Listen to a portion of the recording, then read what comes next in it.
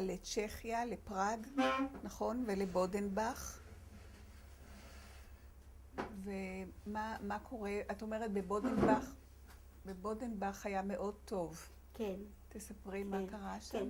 קודם קיבלנו אוכל, קיבלנו אמבטיה, קיבלנו קצת בגדים ונעליים וקצת כסף, להמשיך משם.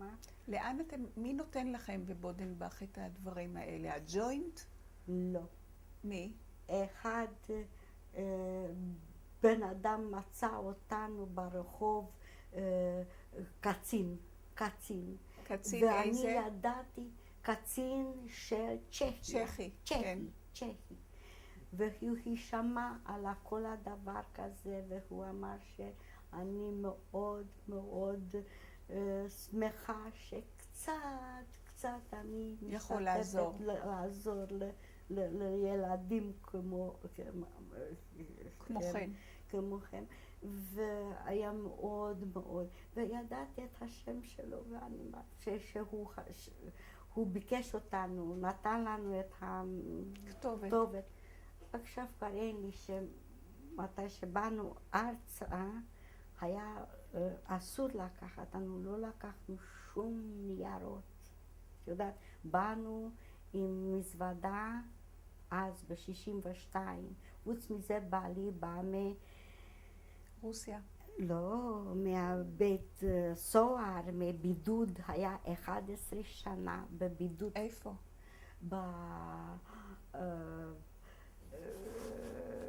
כמה בית סוהר ברומניה, ועשו לו בית משפט דוגמתית, 300 תיאטרון שהיהודי הקפיטליסטי, ציוניסטית, נגד קומוניסטים.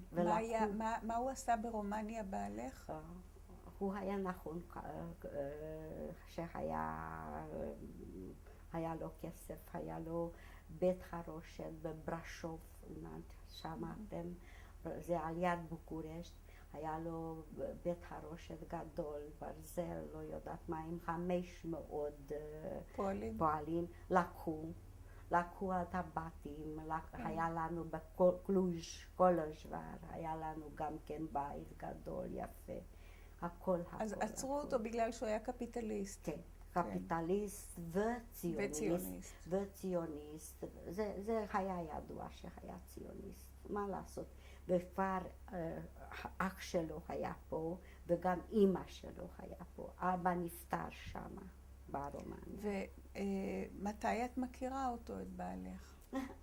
אני הכרתי אותו ב-1948, ופתאום היינו באיזה טיול, אני מהעיר שלי והוא מהעיר שלה, על הים, והכרנו ודיברנו על המשפחה, ונתברר שהוא מכיר את המשפחה שלי, דודה שלי, וככה, ודיברנו 6 ימים והוא ביקש את ידי ואני התחתנתי איתו.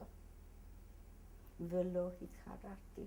52 שנה היינו ביחד, חוץ מ-11 שנה שהיה בכלא.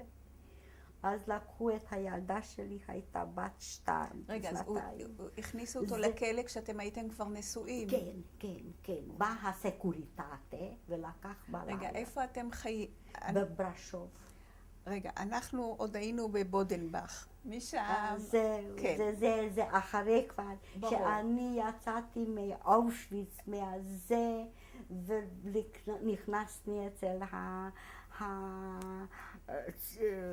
הקומוניסטים וצרות אחרות. כן, אבל בואי נעשה קצת כרונולוגיה. אז מבודנבך את ממשיכה לאן? אנחנו בדרך, הביתה, שנינו. כל הזמן אתם רוצות לנוג'י ורוד. וברחנו מהרוסים. שהרוסים לקחו לסיביר, לא שאלו איפה הייתם באושוויץ, לא ידעו אפילו. וברחנו מכולם, וככה דיברנו רומנית ולא יודעת מה, והכרנו שמה, ובלילה באיזה פארק על הספסל. והתקדמנו, ולא היה לנו כסף, אז היינו על הגג של הרכבת, ורכבת היה ככה, ואנחנו ככה, היינו שלא ליפול לפה, לא ליפול לפה. הרבה סכנה אנחנו עברנו, עד שיום אחד הגענו לבודפשט. כן. בבודפשט שמו אותנו בקרנטין, לקחו אותנו, שהיה בבודפשט היו מגפות, מחלות? לא, מהארגון חיכו לאנשים שחזרו. ליהודים שחזרו ליהודים מהשואה. שחזרו, ומאיזה ארגון? מאיזה ארגון חיכו? ארגון מהג'וינט? ג'וינט ו-DJB היה זה בהונגרית, דמוקרט ז'ידו ביזוצ'אג. מה זה ביזוצ'אג? DJB, ביזוצ'אג זה ארגון הונגרי של היהודים. ולקחו אותנו שמה בקרנטין, ולא היה מוצא חן בעינינו, וברחנו. וכל כמה ימים ברחנו משם. ואני, היה ידוע לי שיש לי דודה. לאמא שלי אחות בבודפשט, וידעתי את הכתובת שלה. ואני אמרתי לליה, בואי, אנחנו מחפשים אותה, ומצאתי. הייתה לבד,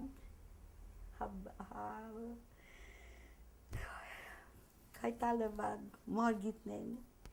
והיינו כמה ימים אצלו, והיא סידרה לנו לחזור לנג'וורוד. היא לא ידעה כלום על אימא? היא ידעה שכולם מתו. כבר זה היה ידוע. תראי, מי שנשאר בבודפשט, אז הרבה היו הורגים אותם בדונו. שמעת את זה, נכון? דונו היה אדום מהדם של היהודים. זהו, והגעתי לאורדיה, רציתי להמשיך. רגע, והגעת לנוג'יוורוד, ואת לא מוצאת אף אחד שם? היה כבר אח אחד היה, והוא הלך איפה שאנחנו היינו גרים, ומצא את התמונות בזבל. אבל היה קרוע ולא יודעת מה, והוא אסף את זה,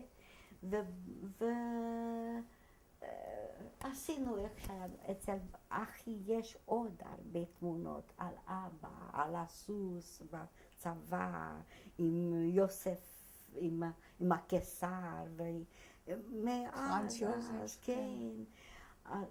הוא לא רוצה לתת, הוא רוצה להחזיק את זה. אז אני אמרתי, תראה, אתה יודע מה? אז שהוא בן 86, מתי שמגיע הסוף, אז מי שבמשפחה שיעביר ליד ושם, שאחרת גם פה מגיע לזבל, מי שומר על זה? וביד ושם שומרים. אני יודעת שהתמונות של אבא ואימא שלי מופיע ביד ושם, מופיע שם. כן, אנחנו אחר כך נגיע לתמונות, נצלם את זה זה. מופיע, ויש לנו מצבה ביד ושם. כן? כן, עשינו מצבה על אבא, אימא, והאחות שלי גבריאלה. כן.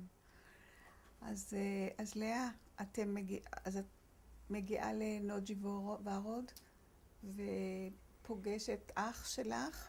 כן. כן. איך הבית, את יכולת להיכנס לבית? לא. גרו שם אנשים. לא, היה ריק, אבל היה הורס לגמרי. הרוס, כן. הרוס לגמרי, ולא רצינו אפילו לראות שום דבר. היה לאמא אבא שלי התנ"ך והתורה והכל הזה שהיה מאוד דתי, וזה היה הרוס, זה היה באור, ואת האור הורידו מזה. אני לא רציתי, זה היה עושה לי מוות. ולא רציתי שום דבר. אז היה איזה חבר וישבנו שמה. אני רציתי בעצם להמשיך את הבית ספר ולעשות זה בחינת בגרות, ולא לקחו אותי לבית ספר. אמרו שתסלח לי, את כבר לא יודעת, צריכים, היה נוטרדם, בית ספר נוטרדם, היה צריך לדעת טוב מאוד, צרפתית לא ידעתי, והיו המזירים, נזירים? נזירים הונגרים, ואני לא רציתי אותם. נזירים. נזירים. כן. עם זה וזה וזה, ואני לא רציתי לראות אותם. זה היה כל כך רחוק ממני, ופעם אני עשיתי ככה ליסוס כריסטוס, ואז לקחו אותי במנחר ואמר שקופפר, אני מאוד מצטערת, אבל את לא מתאים פה, וזרקו אותי. אז מה את עושה? אז למדתי סטנוגרפיה ודקטילוגרפיה שנה, ועבדתי בזה, סטנוגרפיה ודקטילוגרפיה. ועבדתי לא הרבה זמן שהכרתי את בעלי והתחתנתי. איפה את מכירה אותו? בנג'ווה עוד? שהלכתם לים? לא, ביחד? לים בקונסטנצה. בקונסטנצה, כן. כן. ונפגשתם ומאז אתם הייתם ביחד. כן, הוא עזר לברשוב ואני לנויברד, והוא בא אחריי, ביקש את ידי והתחתנתי איתו. באיזה שנה התחתנתם? ב-1948, בדצמבר. כן. ואז עוצרים את בעלך בברשוב? אחרי כמה שנים, כן, באו הסקוריטטה, הקומוניסטים עלו על השלטון והיה מאוד קשה. למה לא עליתם תכף לארץ? שלא נתנו לנו. בעלי בשחור, בכסף שחור, הרבה שם בקונסטנצה היה, איך אומרים לזה, הרבה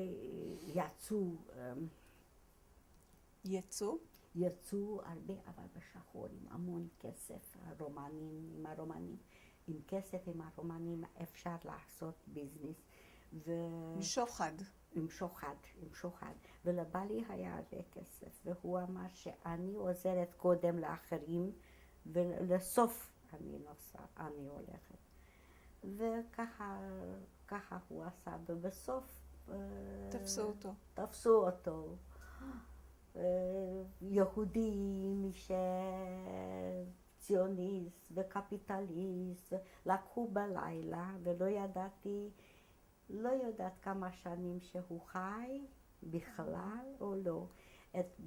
הבת שלי הייתה בת 2, גבי, ולקחו מהמשטרה, לקחו את התעודת שלנו, וזרקו אותנו מהבית שלנו. אז את נשארת לבד עם הילדה ברחוב? עם הילדה לבד ברחוב.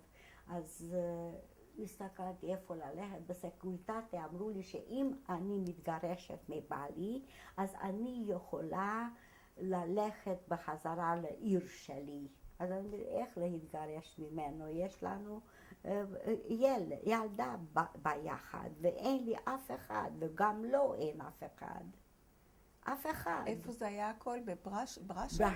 בברשוב. ולא התגרשתי, לא היה לו אף אחד. אז אחר כך, אחרי כמה שנים, טוב, אני הלכתי לגור באיזה כפר,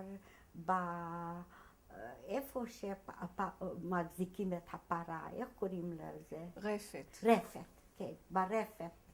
הייתי כמעט שנה שמה ברפת, עם הילדה בת 2. ואחר כך אני ידעתי, והיה אסור לעזוב את המקום. שהמשטרה באה לראות אותי שאני שמה. וכל הזמן את לא יודעת אם בעלך חי? לא הייתי יודעת. ופעם ראשונה ידעתי, לא זוכרת בדיוק שאמרו שיש בית משפט, אבל עושים הבית משפט לא בבית משפט, אלא בתיאטרון בבוקורשט, שעושים דוגמה לאנשים, והיו אלפים שמה, ואמרו שתראו היהודי, ואז ראיתי את בעלי מסכן. תראו את היהודי, מי שאויב לרג'ים של הקומוניסטים, סטלין, לנין, הם היו מאוד, זה היה מאוד קשה, מאוד קשה. אז אנחנו טיפלנו מהדלי על בדלי. מה טיפלתם? הפלנו מהדלי מגרמנים מאושוויץ ללנין וסטלין. אז הוא היה כמעט 3 שנים, מעיר לעיר לקחו אותו בבית תיאטרון לעשות, ואני איתו לקחתי 5 עורך דין לקחתי. והיה לו כסף. היה לו כסף. נכון שהיה קפיטליסט, והוא הביל לי כסף. אני לקחתי את הכסף, ולרומנים איך היה אפשר לתת כסף. לתת שוחד, כן. שוחד, שהוא היה פסק דין מוות. וואו. ואני הוצאתי מפסק דין מוות עם הכסף, ואז קיבל פסק דין עולם. מאסר עולם. משם עוד פעם לקחתי אותו ב-27 שנים. זה שנים, וכל הזמן בצינוק, ועם הרבה, יש לי את התעודות שהוא היה ציציות, כמו שרנסקי ככה, ולקחו אותו מפה אחרי 11 שנה, ואני באתי עם הילדה, והוא בא משם, ובסוף קיבל 15 שנה ויום אחד. את יודעת למה נתנו לו יום אחד? שאם יש חנינה עד 15 שנה, שהוא לא נכנס לזה, שיש לו יום. הרומנים היו מאוד מסוכנים. בסוף לקחו מפה, והוא היה בבית דודי. ובשם שלו היה אדולף אנדרי, ציטרון אדולף אנדרי, ובבית דודי. ומפה הוא לא יודעת, מאמא שלו, אח שלו סיפר, או לא יודעת מה, ידעו שדודי, ולקחו מהבית כלא ציטרון דודי, היה הפספורט שלו ציטרון דודי. ככה הוא הגיע, מאוד חולה, ומאז הוא היה בן 37. מתי? זה היה כשהוא היה אסיר ציון. הוא היה בן 37, כן. וחוץ מזה הגענו, והוא לא רצה לשמוע שלא היה לנו בית, לא היה לנו, קיבלנו בחדרה איזה צריף נורא. אני אמרתי, אני הולכת לסוכנות, אני ידעתי קצת יידיש, ואני מספרת, לא, את לא תלכי לאף מקום, אני אינסטלטור, אני פילטליסט, אני מרוויחה את הכסף, תהיה קצת סבלנות, אוכלים מה שאפשר, תפוחי אדמה וזהו. ולא רצה לקבל מהמדינה שום דבר. אני לא נתתי בשביל שאני עכשיו מקבלת בחזרה תרומה. לא רצה. לא ידע. אני הלכתי לבד לסוכנות לסדר שקיבלנו בית, וקיבלתי בשביל ילד, הילדה הייתה בת 12 כבר. קיבלתי בעיינות בית ספר, והיא עבדה שמה בחקלאות, ולמדה עברית. 3 חודשים דיברה עברית טוב מאוד. אני למדתי ברחוב עברית. ובעלים התחיל לעבוד. אז את כבר הגעת לארץ, את עלית עם הבת ובעלך הגיע אחר כך. לא, כמעט ביחד. אבל בכל זאת אבל בפספורט לחוד. כן. ביחד הגענו, כן, ביחד. כן. ואיך הרגשת שהגעת לארץ? נשקנו את האדמה. כן. והיה מישהו שהכרת שחי בארץ? כן, אמא שלו ואח שלו. אז ישר הלכת אליהם? לא, אליהם? הלכנו איפה שהסוכנות לקח אותנו, בגבעת, לא, בחדרה, היה, על יד חדרה, לא יודעת איך קוראים המקום. זה עכשיו אני לא חושבת שיש איזה מעברה, אבל לא השארנו שם שאח שלו בא ולקח אותנו לתל אביב, ישבנו שבועיים ובאנו לאשדוד.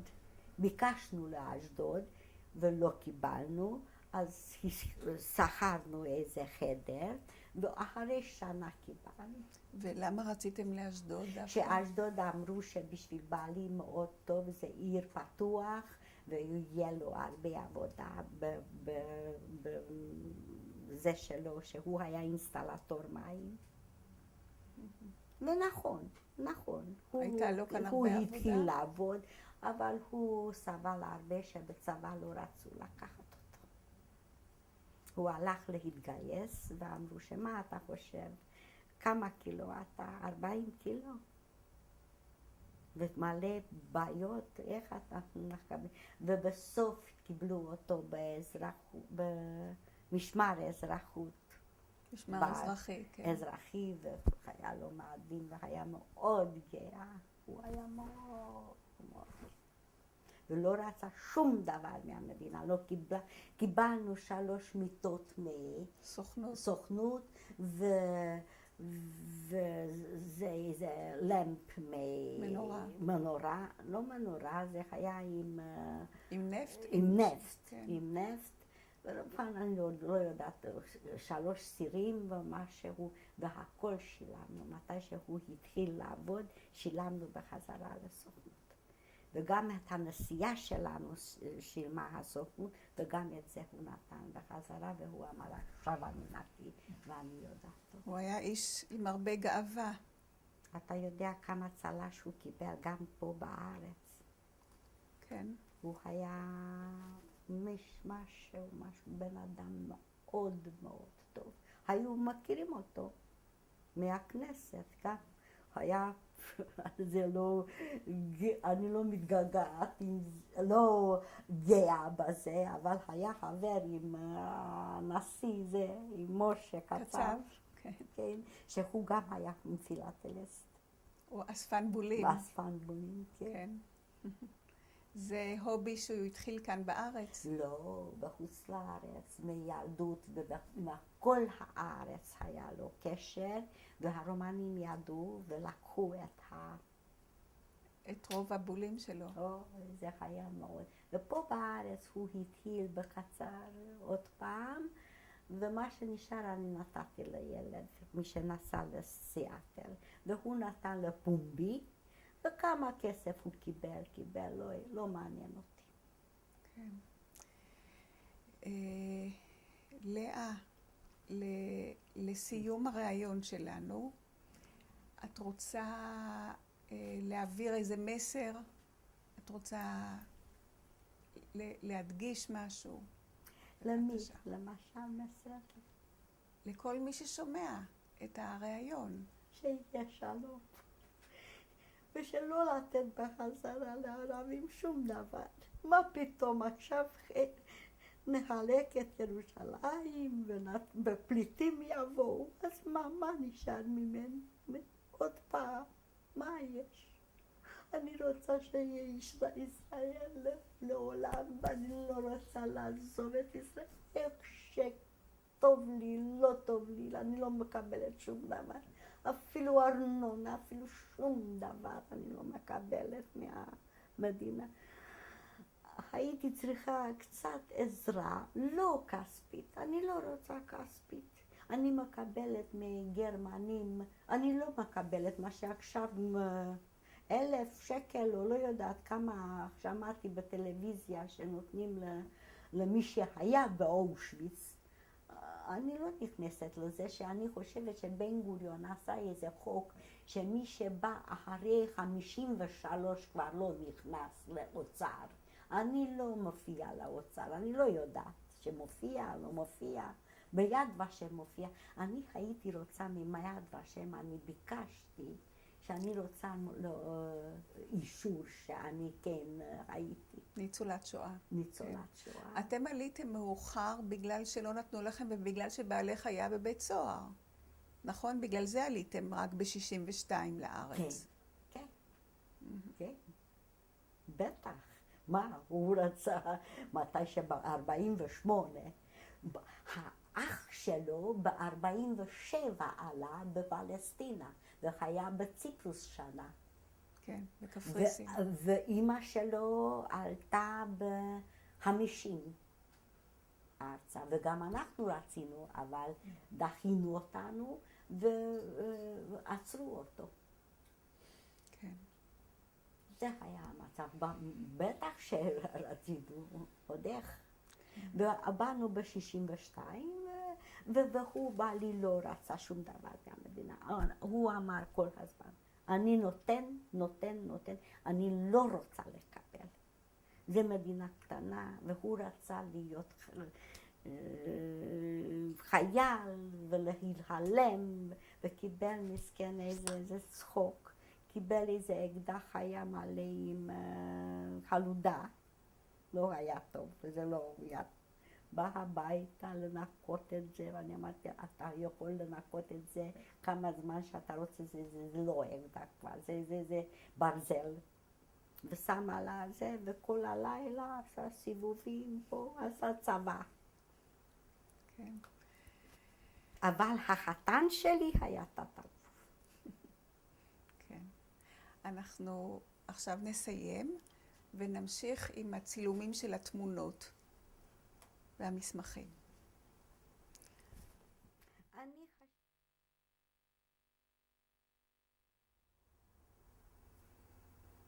מה אני יכולה לדבר? נמצאת אבא שלי, קופפר דוד,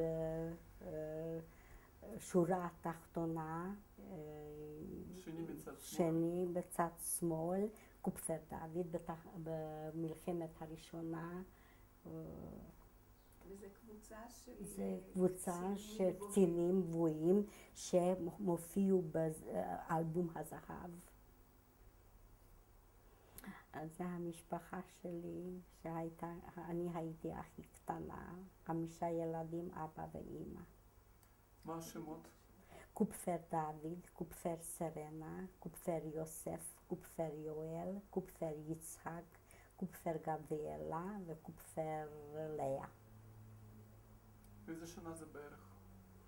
אוי אוי זה אוי התחלה של אוי. 30. אני הייתי בת 6 חודשים אפילו... שנת 28. כן. אז זאת עם אישה צועניה ששמרה עלינו, על הילדים. אני התינוקת לאה, והגדולה אחות שלי גבריאלה, משנת 1928. אחותי גבריאלה בשנתיים יותר מבוגרת ממני, היא נספה באושוויץ, בקרמטוריום. זאת אימא שלי הגבוה עם האח הגדול שלי ואחותה. אימא סרנה קופפר והתינוק יוסף קופפר ויולן פוקס, אחותה של אימא. זה ב-1914. זאת חתונה מהמשפחה מצד אבא, ואני ובת אחי, אחותי, היינו ילדים שם. חוץ ממני, אני לבד. זאתי, כן. כולם נספו. כולם. זאת אני עם 2 אחים גדולים לפני לפני הגירוש. לפני הגירוש. וזה בבית שלכם? זה בית שלכם לפני הבית שלנו. זאת אני, קופפר ארנה, לפני הגירוש, בבית שלנו בחצר.